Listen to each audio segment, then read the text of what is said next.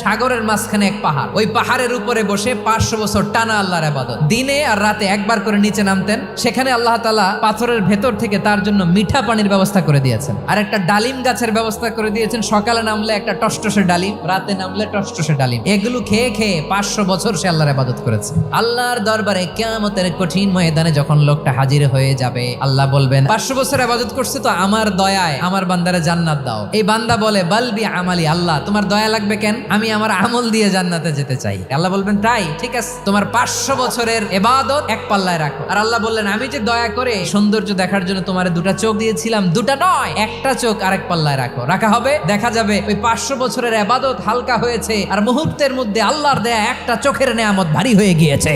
ফলাফল দেখো, হিসাব বলে তুমি এখন জাহান্নামে যাবা, যাও এবার জাহান্নামে যাও। এবার লোকটা কাচুমাচু করে বলে আল্লাহ এবার আমি বুঝতে পেরেছি তোমার দয়া ছাড়া দুনিয়ায় কেউ জান্নাতে যেতে পারবে না।